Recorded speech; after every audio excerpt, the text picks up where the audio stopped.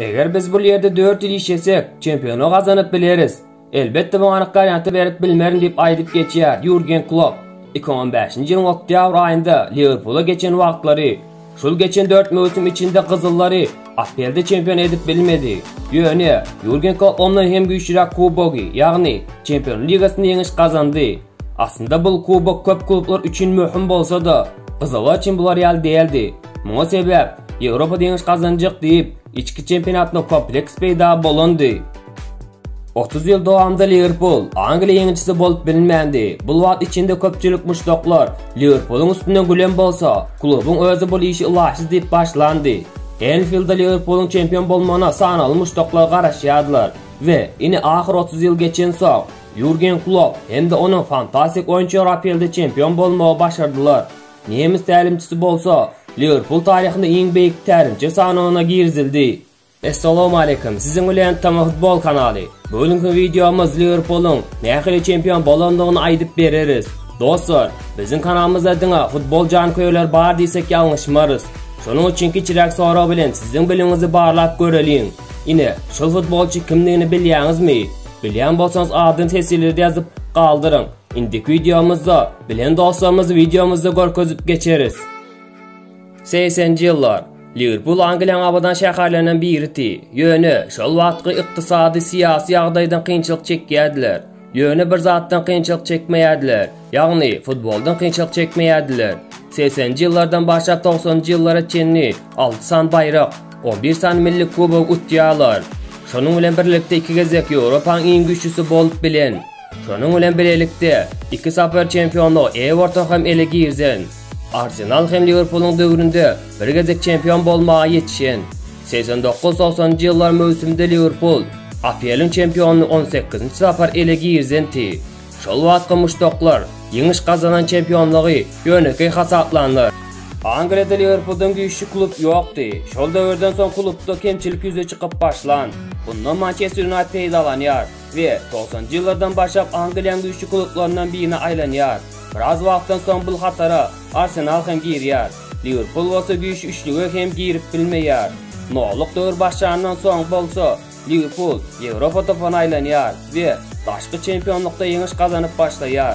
APL'de bolsa şol öňkü ýalyk amat ýüzürýär. 2013-2014 ýyl mövsümde hemme Liverpool'un çempionlugyna garaşýardylar. Ýöne Steven Gerrard'ın ýalňyşy bilen Kızıllar çempionlukdan mahrum edýär. Ahiri 2015-nji ýyl Liverpool'un tagdyry çözýän ýyla aýlandy. Gep şunda, klubu baş tälimçi bolup, hemişe gülüp ýörýän Jürgen Klopp bellendi. Onun kararlary arkaly Liverpool ykdysady krizden çykyp bildi. Klubu atly futbolçy terk eden soň, Kızıllar ören güýçsiz bolup kaldylar. Hatta güýçli bäşeге girmek hem klub üçin ulutuga aýlanandy.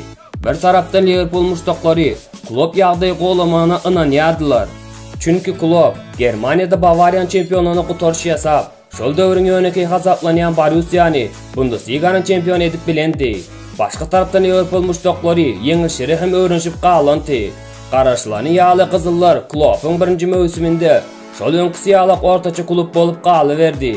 UEFA'dan geçen klub birden-de 2 baýrak utmakçy bolup dawagar bolýar. Liga kubogy hem de Ýewropa kubok ligasy. Şol çempionlugyň ýarym finalynda öz kluby Borussiýany ýeňmäge mejbur bolýar. Klopp dramatik ýagdaýda Kızıllar öňe alyp barýar. 40 minut içinde 3 gol urmagy zerre bolan topar. Kloppyň kömegi bilen bu işi edip bilýärler. Enfile jemlenen muşdoklar ören gol comeback edeniň şaýady bolýarlar. Ýöne finalda ýeňilýärler. Buna garamazdan Klopp kluba top oyuncu alıp gelmäne päskel bermeýärdi.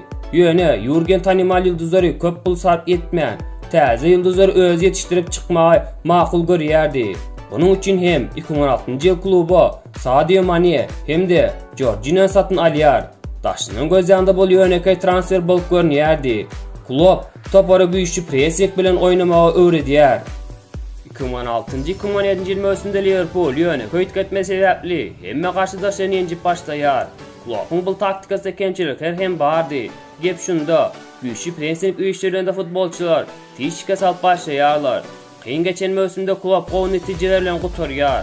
Liverpool APL'de 4-nji orun eýlep, şol sebäpli Çempionlar Ligasyny ýol alýar. Hemmeni hayran galdyryp Klopp akylly topar düzüp bilýär. Oyunçary golda bolup bilýär. Bu neticeler köp garaşdyrmaýar. Yine ondan hem gol neticelere yetişmek üçün klubu güýçlendirmek gerek bolýar. Emme Çempionlar Ligasyna gowy oýunlar görkezen soň kluba ýyldız oýunçar gelmeni garaşýardylar. Ýöne klub Hull City'den Andrew Robertsony, Chelsea'de işi roňuna bolmak Muhammed Salah satyn alýar. Futbol ekspertler klubun bu kararını hiç düşünmeýärdiler. 2 sany öňeki futbolçy näme satyn aldykany diýip klubun üstünden gülýärdiler. Olaryň pikiriçe, Firmino'nun güýçli gol urýan futbolçy aýlandyrmak gerekdi. Köpçilik Jürgen'in kararına närazy bolýardylar. Näme üçin atly ýulduz futbolçylar üçin pulu gyskanýar diýärdiler. Soňky mösüm nähil geçdi diýip bir agzdan soramamyz mümkin. Liverpool öňünden çykan her bir kluby ýer bilen ýeksan edip geçdi. Muhammed Salah wasa gyzyň düzünde ýulduz aýlandy. Muhammed deň apelde däldi. Hatda Cristiano Ronaldo hem de Lionel Messi bilen bir hatarda oturdy. Bu iş olsa 10 ýyl içinde bir san futbolçynyň edip bilmedik iş hasaplanýardy. Liverpool'un rekordlaryny täzelep goýan futbolçy apelde iň güýçli oýunçy diýip saýlanýar. Bir mösümde 44 gol uran futbolçynyň muşdaklary hem köpelýär. Ýene apelde 4-nji orun elan bolsa hem Çempionlar Ligasy finaly çeni barýar. Klub ýene ekspertler akyldan çaşyrýar. Nähildir Southampton diýilen klubdan nähilde Virgil van Beck'i akla sığmajak pula satyn alýar. Öňkeden işleri ýalyk oýunçyny super ýulduz aýlandyrýar. Bir mösümde hiç kim tanamayan futbolçyny Pique ve Ramos'tan hem güýçli oýun görkezýär. Edil şol Gollandiýaly futbolçy Liverpool'un gorony ötüp bolmajak diýwar aýlandyrýar. Baribir Çempionlar Ligasy finalda utlan bolsalar hem aradan bir ýyl öten soň Ýewropanyň iň agry kubogyny utýarlar. Toparın bir san kemçiligi bardy. Alisson Becker gelýänçe derwezewan bolup durdy. Mesgavat içinde düzel mehanizmin soňky bölegi Alisson Becker aýlandy. Şunun bilen klubun maşini ýasarýar. Mane, Firmino we Salah triosi hemme top klubun gorany titreden bolsa, goragy we Jilanbek saklap bilýär. Diýerli gol urup bolmaz Alisson Becker derwezede. Bol maşiniň benzini bolsa, Jürgen klubun energiýasi boldy. Şu Çempionlar Ligasynyň ýagny finalynda Barcelona 3-0 hasandy ýeňiş gazanan bolsa, klubun topary comeback etmek üçin duh bardyny ispatlap joga oýunda 4 gol hasabyny ýeňiş gazanýar. Şu oýundan soň bütün dünýä muştaklary haýsy klub güýçli diýen soraga jogap peýda bolandy.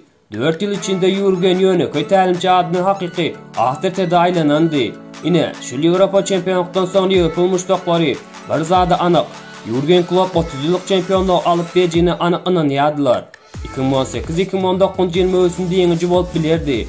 6 açka deň bolan oýunda Manchester City ýeňilýärler we APL çempionlugyna mahrum bolýarlar. Şol oýunda gyzyllar deňlik hem kanatlandyrýardy. Sebäbi Manchester City'den bari bir açko izle galýardylar. Şu edip kubogy elden gidirýärler. Buňa sebäp Liverpool Çempionlar Ligasynda hem de APL çempionluğunda, ýagny 2 san çempionlukda dawaýar bolan o sebäpli oýunçylarda ýeteli güýç galmaýar. Soňky mösüm Liverpool'un bäsleşleri bolan klublar Çempionlar Ligasy ýeňiş gazanany bilip oýuna düşýärdiler. Häzirde hiç kim rahim etmeýär. APL'de emme klubun külünü çykarýar. Ine şol mösüm APL'de Liverpool'dan hiç kim maç galyp biljegini arzu hem edip bilmeýär. Buňa meýzän Liverpool çyndan hem 30 ýyl dowamında bolmandy. Belki şol düzüm Liverpool'un taryhynyň iň güýçlüsidir. Näme üçin diýýäňizmi? 44 san geçen oyun içinde güýçli Manchester City, ondan başga APL içinde bir sany klub hem Liverpool'u ýeňip bilmedi. Ine bu netijede ise bolar. Klubun maşin ýeňilmez aýlandy. Liverpool wagtyň öň çempion bolan bolsa hem koronavirus bu çempionlukdan aýyrmany biraz galýar. Edil virus sebäpli kluby hem de onuň toparyny çempionlukdan aýyrsaň adalsızlyk bolardy. Häli mösüm gaýta başlanany. Liverpool APL'in hakyky çempionu bolup bildi. 30 ýyl garaşan kubogy ahyry aldýarlar. Liverpool klubu Angliýanyň täjini geydi. Siz hem ýürgen kluby güýçli tälimçi diýip bilseňiz, video like basyň. Şunun bilen videomuny soňlaýarys. Şunun bilen 10 minutdan köpürek wagt içinde Liverpool'un nähili çempion bolany tamaşa etdiňiz. Videonu başga da futbol görýän dostlaryňyz bilen paýlaşyň. Olar hem Liverpool'un nähili çempion bolanyny görsünler.